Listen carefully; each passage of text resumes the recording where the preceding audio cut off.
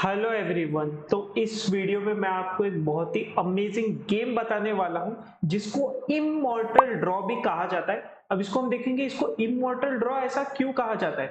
बहुत ही छोटा सा गेम है, सिर्फ 25 मूव्स का गेम है, लेकिन जिन्होंने खेला है वो वन ऑफ द लेजेंड्स है। तो व्हाइट साइड से खेल रहा है व्लादिमीर क्रमनिक और ब्लैक साइड से है विश्वनाथन आनंद। दोनों लेजेंडरी प्लेयर्स है, दोनों वर्ल्ड चैंपियंस रह चुके हैं। और ये जो पर्टिकुलर गेम है ये खेला गया था इन द ईयर 2004। तो देखो, व्हाइट साइड से खेल रहे हैं क्रमनिक और ब्लैक साइड से खेल रहे हैं विश्वनाथन आनंद। तो चलो अभी देखते हैं कि यहाँ पर हुआ क्या। तो नॉर्मली स्टार्ट किया क्रमनिक ने game with the move pawn to E4, फिर आया पॉन टू C5 और ये हम सबको पता है ये है बहुत ही popular Sicilian defence. Knight two F3, pawn D6, pawn two D4, normal open Sicilian है, कुछ इसमें लग नहीं रहा है, लेकिन अभी इसमें कुछ स्पेशल होने वाला है। एक्सचेंज ऑफ पॉन्स हमको देखने मिला, नाइट F6 आ गया, नाइट C3, क्योंकि ये नाइट इस पर अटैक कर रहा था पॉन पर, तो व्हाइट ने बस इसको डिफेंड किया है। क्या है, कुछ नहीं है, कुछ नहीं हो रहा है। पॉन टू A6, सबसे कॉमन वेरिएशन जो हमको हायर लेवल्स पे देखने मिलता है, जो है night of variation Sicilian defence का। अब क्या आया है, बिशप E2, ठीक है, नॉर्मल मूव।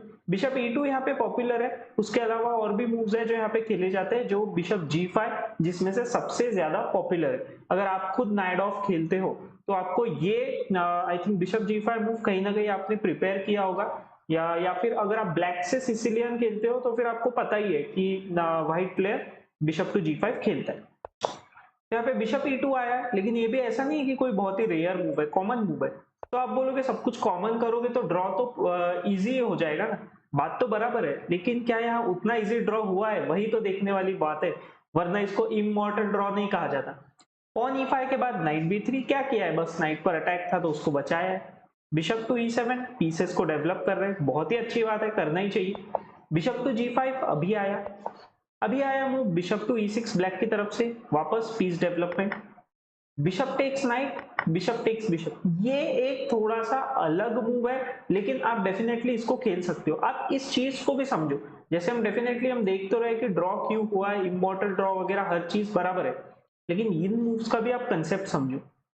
बिशप के ऊपर कोई प्रेशर ही नहीं है, कि जनरली क्या होता है कि अगर बिशप पे प्रेशर रहता है तो फिर व्हाइट ऐसा डिसीजन बनाता है कि क्या हम नाइट को मारे या फिर ना मारे। लेकिन यहाँ पे क्रमनिक ने डायरेक्टली मार दिया है, मतलब यहाँ पे उसने इतना कुछ सोचा नहीं है।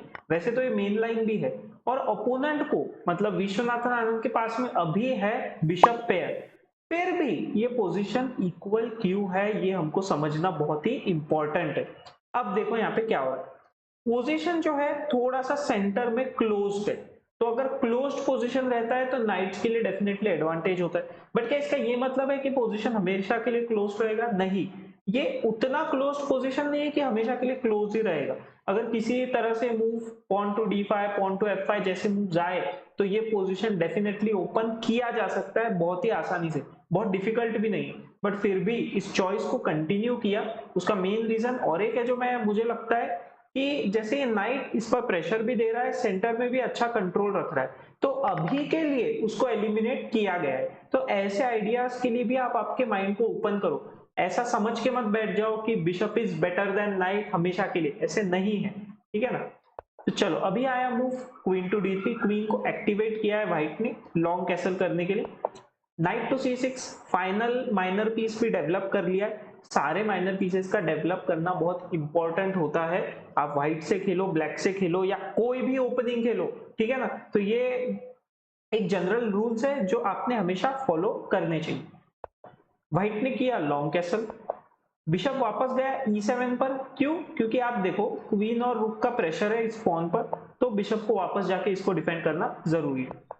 किंग टू B1, बस किंग को और सेफ्टी की तरफ रखने की कोशिश की है, क्योंकि और एक रीजन है, ये जो फाइल है ये सेमी ओपन है, ब्लैक का यहाँ पे कोई पॉन नहीं है, तो ये बहुत ही कॉमन आइडिया है कि रुक यहाँ पर C8 खेलकर यहाँ से अटैक करने की कोशिश करता है। तो किंग B1 अगेन बहुत ही कॉमन मूव है।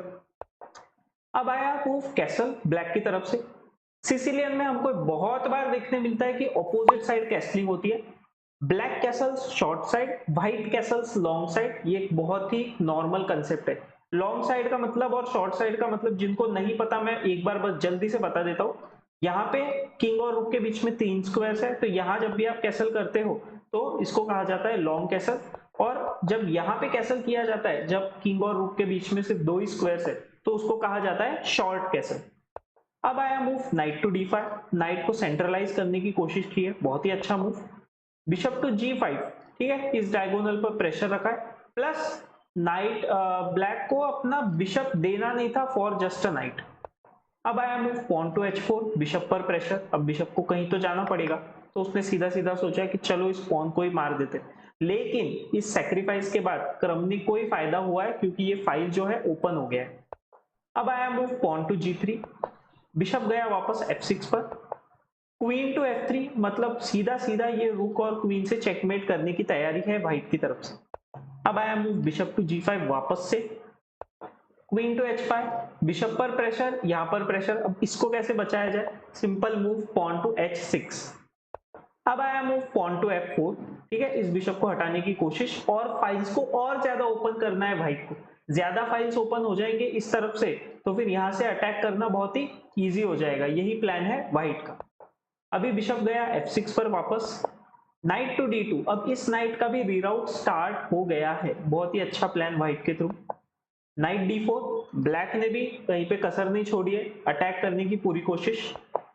बिशप टू c4, रुक टू c8, अभी रुक ओपन फाइल से लाके अटैक करने की कोशिश की, क्योंकि यहां से भी काउंटर अटैक लाना पड़ेगा। अगर काउंटर अटैक नहीं आया तो भाई तो बहुत ही इजीली विन कर सकता था। अब आया move pawn to c3, knight पर प्रेशर, तो यहाँ पर पहले नाइट को बचाया गया। Pawn push f5, black bishop पर प्रेशर है, तो नाइट बिशप का हमको यहाँ एक्सचेंज देखने मिला।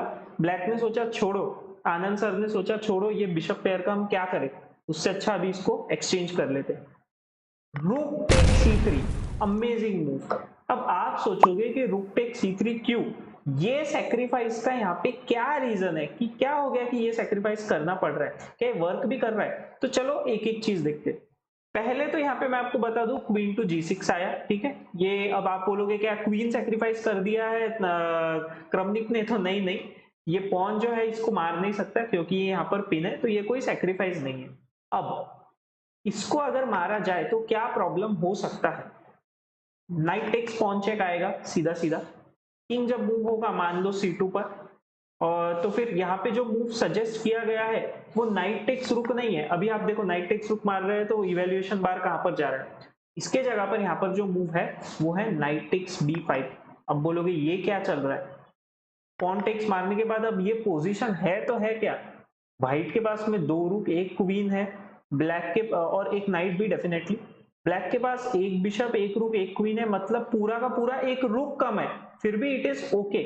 मतलब पूरा का पूरा ये नहीं कह सकते, क्योंकि यहाँ पर एक और चीज हुई है कि आप जैसे पॉन्स देखोगे तो ब्लैक के पास में बहुत सारे पॉन्स है, आप उस वे में भी इस पोजीशन को सोच सकते हो।